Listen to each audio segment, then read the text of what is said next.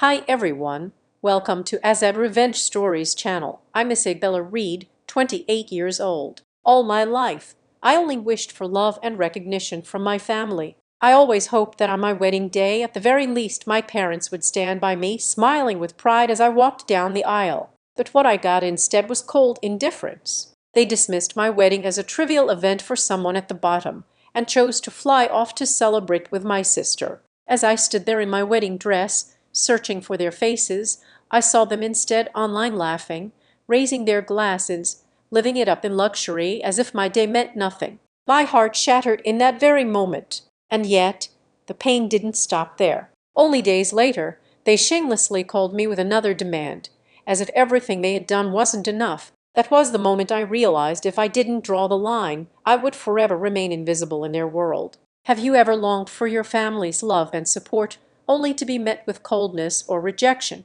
Share your thoughts and stories in the comments. I truly want to hear them. I grew up in Toledo, Ohio, in a middle-class neighborhood where appearances mattered more than anything. My parents, Joseph and Ruth, built their world around looking successful. The house was always spotless, the lawn trimmed, and every holiday card painted the picture of a perfect family. But behind that facade, it was clear who the star was: my sister, Cheryl, the golden child. She was everything my parents dreamed of. Charming, ambitious, destined for greatness. By the time she was in high school, they were already bragging about her future as a lawyer. I was the quiet one, the kid who loved sketching and dreaming up designs. My passion for art didn't fit their vision of success, so it was brushed aside.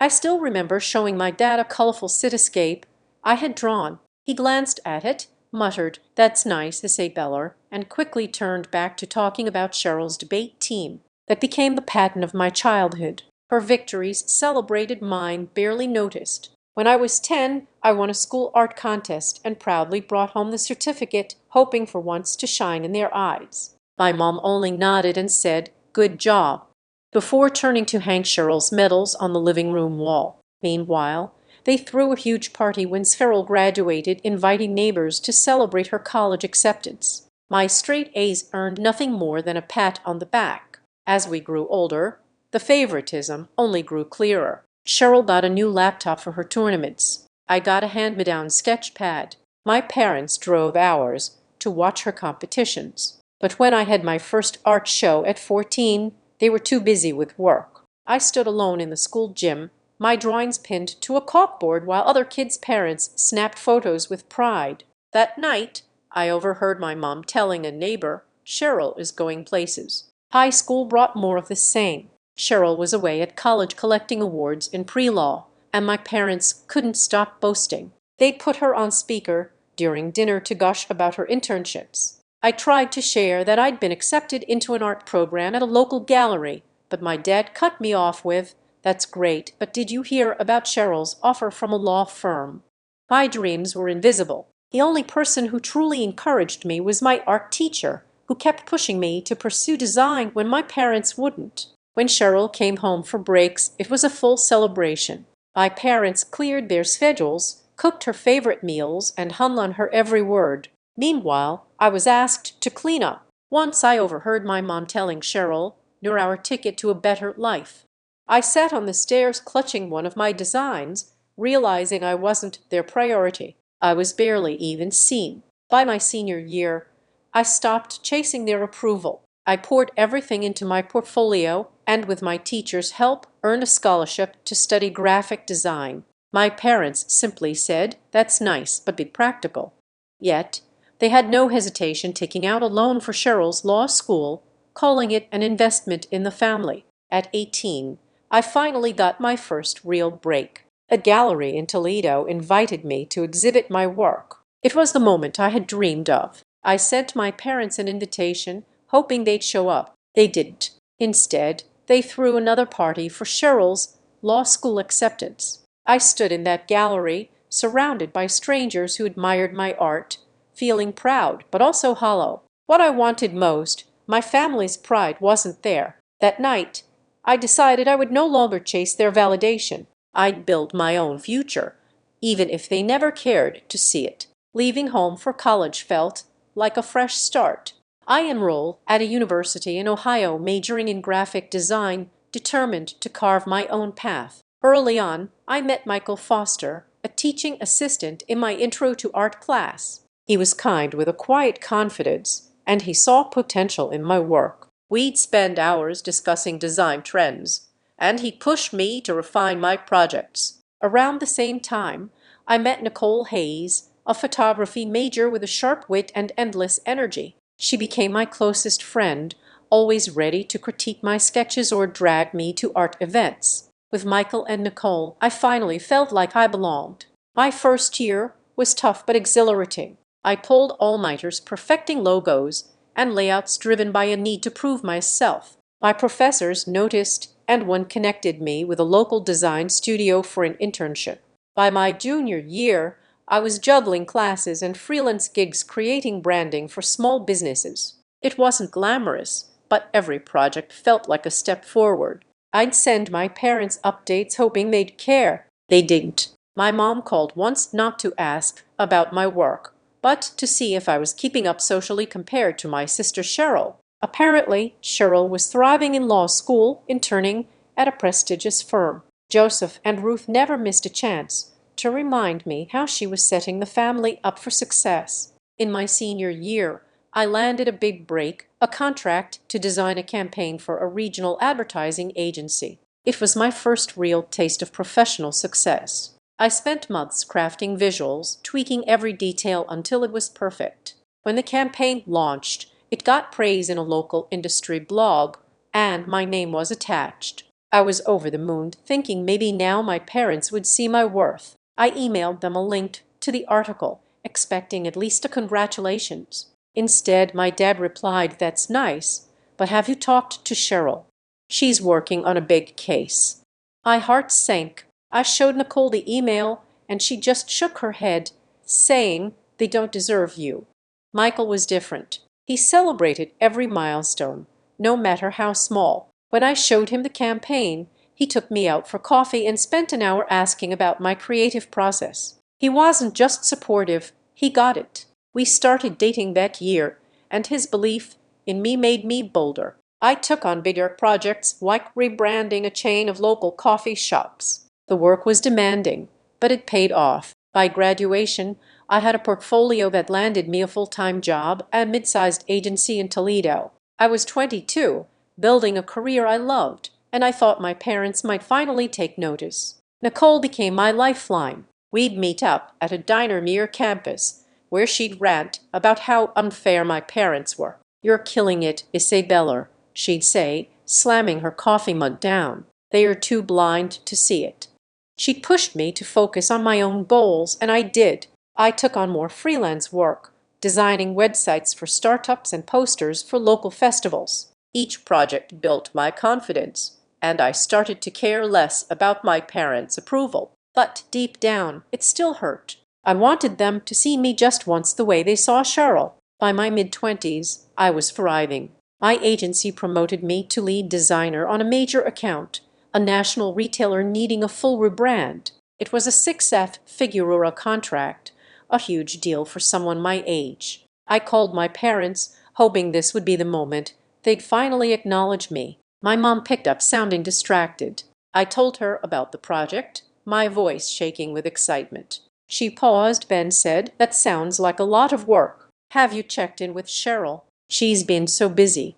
I hung up, stunned. That was the last time I tried to share my success with them. That call pushed me to focus on the life I was building with Michael. After that final call with my mom, I poured my energy into building a life with Michael. One evening, as we strolled along the Maumee River, Michael proposed with a simple ring. His eyes full of hope. I said yes, my heart soaring. We planned a small wedding at a riverside restaurant in Toledo, a place we cherished for its warm ambience. I spent months designing the invitations, each stroke of my pen filled with love. For the first time in years, I let myself hope my family would show up. Maybe this milestone would finally matter to them. I sent invitations to my parents, Joseph and Ruth, and my sister, Cheryl. I called to confirm, my voice shaky as I left a voicemail for my mom. "It would mean everything if you could come." My dad texted back, "We'll try to make it." I held on to that faint promise, convincing myself they'd be there. Cheryl caught up in her own engagement to Jeffrey Coleman. Her entrepreneur fiancé didn't respond to my message. I kept hoping she'd at least acknowledge it. Days before the wedding, my mom called. I braced myself, expecting questions about the ceremony. Instead, she said, "Isabella, we're not coming. This is a trivial event for someone at the bottom and we're busy with Cheryl's engagement." Her words cut deep. I asked what she meant, my voice breaking. She explained they were flying to Hawaii to celebrate Cheryl's engagement with Jeffrey. "It's a big moment for us," she added, dismissing my wedding like it was nothing. I hung up, my hands shaking. Michael held me as I cried, promising we'd make the day ours. The wedding day came, and I walked down the aisle in a dress I'd designed, feeling Michael's steady gaze. Nicole was there snapping photos and cheering louder than anyone. Michael's parents, George and Diane Foster, embraced me like their own, their kindness softening the sting of my family's absence. But as I stood at the altar, I couldn't help glancing at the empty chairs meant for my parents and sister. It hurt, but I focused on Michael's vows, letting the love in the room carry me. The reception was filled with laughter and warmth from friends and Michael's family. I felt cherished, but a piece of me still longed for my parents' presence. That night, after the final dance, I checked my phone, hoping for a message from them. Instead, I saw a social media notification from my mom. My stomach sank as I clicked. It was a video from Hawaii. Joseph, Ruth, Cheryl, and Jeffrey on a beach laughing, holding tropical drinks under swaying palms. The caption read, "Celebrating our star's engagement in paradise."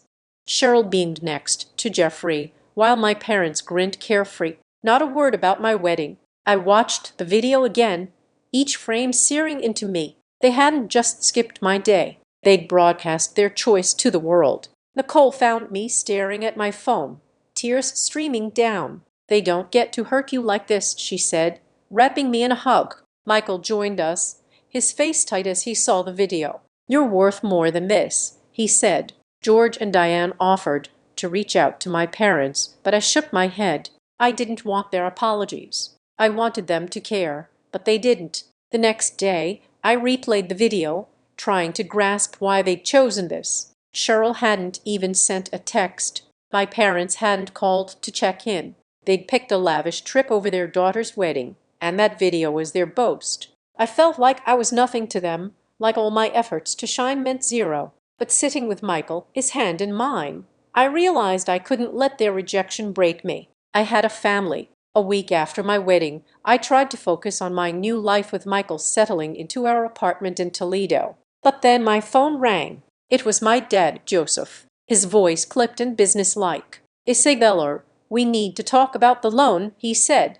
I froze, confused. He explained that he and Ruth expected me to contribute to a loan they'd taken out years ago, supposedly for my college tuition to help cover Cheryl's upcoming wedding. "It's only fair," he added, "since Cheryl's event is a big deal for the family." I was stunned. Cheryl's wedding, the same sister who couldn't bother to text me about my own. I took a deep breath, trying to stay calm. "What loan?" I asked. Joseph claimed it was a $20,000 loan from my college days, one they'd covered for me. His tone implied I owed them like my wedding hadn't mattered, but Cheryl's was worth my money. I told him I'd look into it and hung up, my heart pounding. Michael, sitting nearby, saw my face and asked what was wrong. I explained and he shook his head. "They can't keep doing this to you," he said. I pulled out my old financial records that night, digging through folders I hadn't touched in years. Every payment for my college loans was there, paid on time, every month, straight from my own account. I'd worked freelance gigs and taken extra shifts at the agency to cover those loans without their help. There was no outstanding debt tied to Joseph or Ruth. I double-checked with my bank and the representative confirmed my loans were cleared years ago. Joseph's claim was a lie, a ploy to guilt me into funding Cheryl's lavish wedding. The next day, I called my dad back. My hands were steady, but my voice was sharp. I checked the records. I said, "My loans were paid in full on time by me. There's no debt." He sputtered, insisting I must have misunderstood. "Cheryl's wedding is important," he said. "You should want to help your sister." I could hear Ruth in the background murmuring agreement. That's when it hit me. Meeting never see me as equal. They dismissed my wedding as trivial and now expected me to bankroll Cheryl's, as if my life was just a footnote to hers. I thought of that video from Hawaii, their laughter, their complete disregard for me. I thought of Ruth's words calling my wedding a trivial event for someone at the bottom. Anger surged, but I kept my voice cold. Don't contact me about trivial matters, I said, throwing her own words back at them. There was silence on the other end. Joseph started to argue, but I cut him off. "I'm done," I said, and hung up. My heart raced, but I felt a weight lift. For the first time, I wasn't begging for their approval. I was taking back my power. I told Michael everything, and he pulled me into a hug. "You did the right thing," he said. I called Nicole next, needing her perspective. She was furious on my behalf. "They're unbelievable," she said. "You don't owe them a dime." George and Diane Michael's parents came over that evening. When I shared what happened, Diane reached for my hand. "You're family to us," she said. "You don't need their validation." Their support grounded me, reminding me I wasn't alone. But the call lingered in my mind. Joseph hadn't just asked for money. He tried to rewrite my past, claiming I owed them for a debt I'd already paid. It wasn't just about the money. It was about control, about keeping me in the shadow of Cheryl's spotlight. I thought about reaching out to Cheryl, hoping she'd at least explain. But her silence during my wedding told me everything. She was complicit, happy to let our parents prioritize her, while I was left to clean up their demands. I sat down with Michael that night looking over our wedding photos. Nicole had captured every moment, my smile, Michael's vows, the joy of our chosen family. I realized I didn't need Joseph, Ruth, or Cheryl to define my worth. I'd built a career, a marriage, a life, all on my own terms. Their attempt to pull me back into their drama only strengthened my resolve to move forward without them. Standing firm against Joseph's demand was a turning point in my life. I was exhausted. I decided to cut off all contact with them. It wasn't a rash decision, but a necessary step to protect my own peace. I started with Dr. Scott, who Nicole had been seeing for her own stress. Dr. Pamela Scott, a therapist with a calm presence and sharp insight, met with me in her Toledo office. I poured out my story, the years of being overshadowed, the pain of my wedding, Joseph's audacity to demand money. She listened, nodding, then said, "You've been carrying their expectations far too long. Setting boundaries is about reclaiming your life." Her words hit home. She suggested a formal email to make my decision clear and final, something I could control without their interruptions. Michael was my rock through it all. We sat at our kitchen table, his hand on mine as I drafted the email. "You don't owe them anything," he said, his voice steady. "Write what you need to say." Nicole came over, bringing her usual fire. "They've had enough chances," she said, pacing our living room. "This is about you now." Their support gave me the strength to face the task. I spent hours crafting the email, wanting every word to reflect my resolve. The email was addressed to Joseph, Ruth, and Cheryl. I wrote, "Your actions have shown where I stand in your lives. From the years of favoritism to dismissing my wedding and demanding money for Cheryl's, you've made your priorities clear. I'm done carrying the weight of your expectations. Do not contact me again." I kept it short, firm, and unapologetic. Dr. Scott reviewed it, suggesting I add a line to clarify my boundary. "Any future attempts to reach me will be ignored." I did feel a sense of control I'd never had with them before. Sending that email was terrifying. My finger hovered over the button, my heart racing. Michael sat beside me, saying, "You're doing this for you."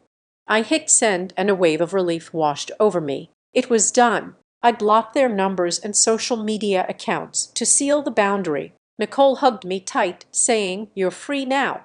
Dr. Scott, in our next session, praised my courage. "You've chosen yourself," she said, as powerful.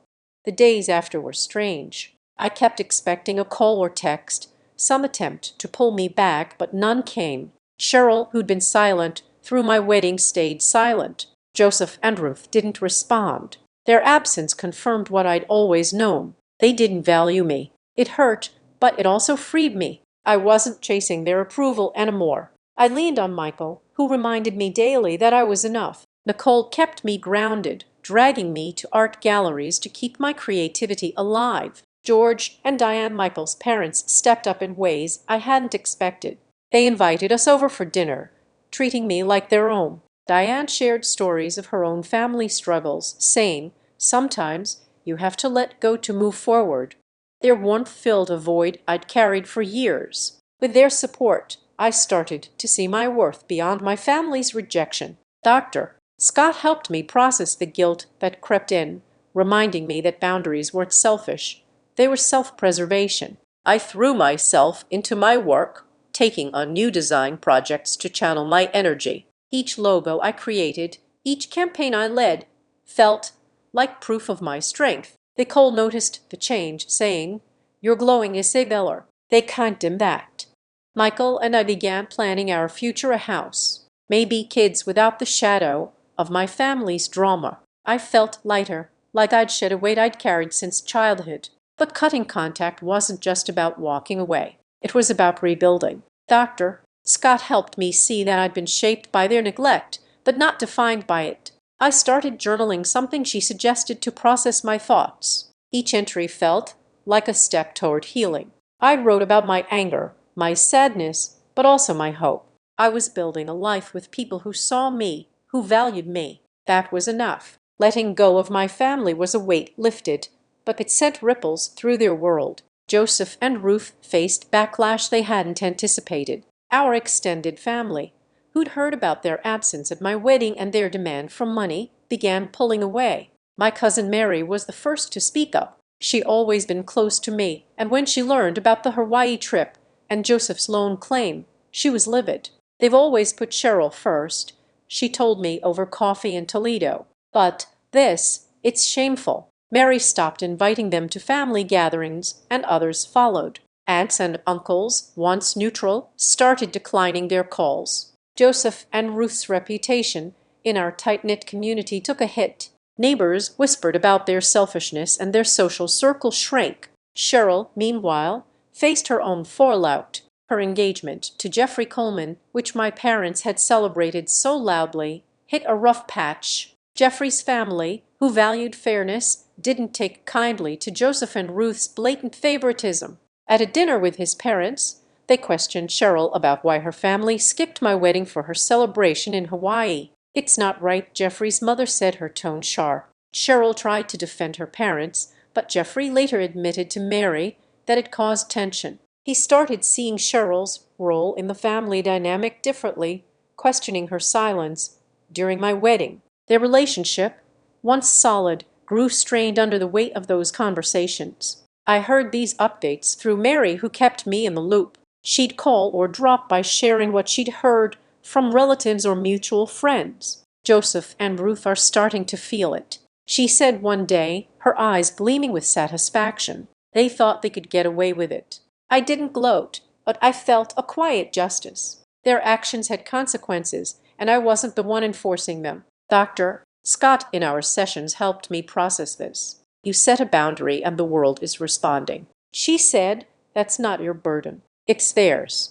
While their lives unraveled, mine bloomed.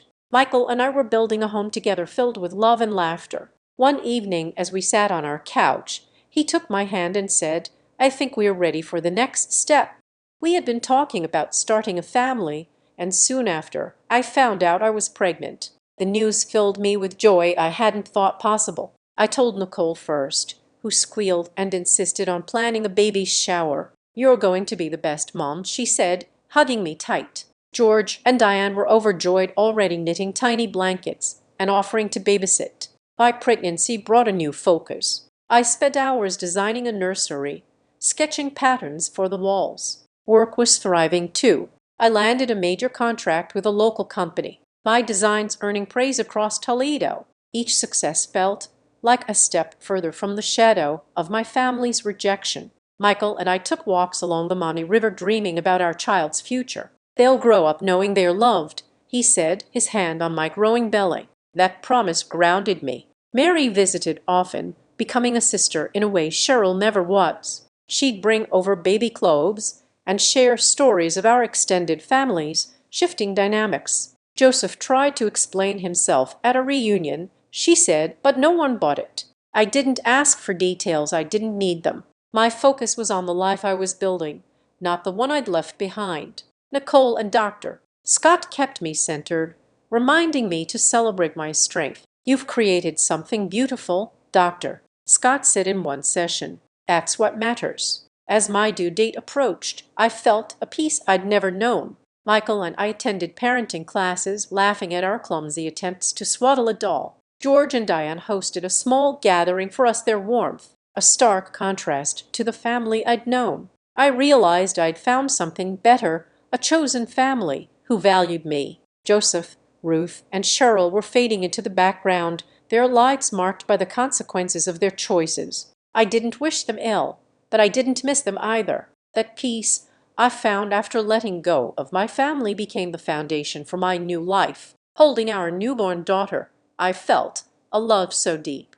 It reshaped my understanding of family. Michael and I named her Emmer, a name we chose for its simplicity and warmth. As I looked into her tiny eyes, I realized the journey I'd taken wasn't just about escaping pain. It was about discovering who I was and what truly mattered. The lessons I learned through years of rejection, boundaries, and rebuilding are ones I carry every day, and I want to share them with you. Growing up, I thought family was an obligation, a tie you couldn't break, no matter how much it hurt. Joseph and Ruth's favoritism, their dismissal of my milestones, and their demands taught me otherwise. Family isn't about blood. It's about love and respect. When they chose Cheryl's engagement over my wedding, when they demanded money I saw their true priorities. Cutting them off wasn't easy, but it was necessary. Setting boundaries meant valuing myself, something I'd struggled with for years. Dr. Scott helped me see that self-acceptance isn't selfish, it's survival. My chosen family became my strength. Michael, my husband, stood by me through every tear and triumph. His unwavering support showed me what love looks like. Nicole, my best friend, brought light to my darkest days, pushing me to keep creating, keep growing. George and Diane, Michael's parents, welcomed me as their own, proving that family can be built, not just born. Mary, my cousin, became the sister. Cheryl never was her loyalty a reminder that I wasn't alone. Even Dr. Scott, with her steady guidance, helped me rebuild my sense of worth. These people taught me that family is who shows up, who sees you, who stays. Holding Emma, I knew I'd give her the love I'd craved as a child. Michael and I promised to raise her with kindness, to celebrate her for who she is, not who we want her to be. My career flourished, too, with new design projects pouring in, each one a testament to my resilience. I didn't need Joseph, Ruth, or Cheryl to validate me anymore. Their absence left a mark, but it didn't define me. I'd built a life filled with purpose and joy, surrounded by people who chose me back. Now I want to hear from you. We all have stories of family, of hurt, of healing. Maybe you've had to walk away from someone you loved. Or maybe you found a chosen family who lifted you up. Share your story in the comments. How did you overcome family wounds? What did you learn about yourself? Your experiences could inspire someone else to take that first step toward healing. I read every comment, and I'm here to listen just as you've listened to me. This journey taught me to let go of what doesn't serve me and to hold tight to what does. Self-acceptance means knowing you're worth it, even when others don't see it. Boundaries aren't walls, they are doors to a better life and family. It's not about who you're born to, but who you choose to build with. Michael, Emma, Nicole, Mary, George, and Diane. They are my family built on love and respect. That's the legacy I want for my daughter, and it's the lesson I hope you take from my story. Looking back, I'm grateful for the pain because it led me here. I'm not the girl who begged for approval anymore. I'm a wife, a mother, an artist, a woman who knows her value. If you're struggling with family, know this. You don't have to stay in a place that hurts you. You can choose yourself, find your people, and build a life that feels like home. Share your story below and let's lift each other up. That's what family, true family, does. This is my story, and I'm stronger for it. I invite you to subscribe to the Azad Revenge Stories channel, like this video, and support me further by hitting the hype button so the story in this video can be heard by many more people. Thanks to all.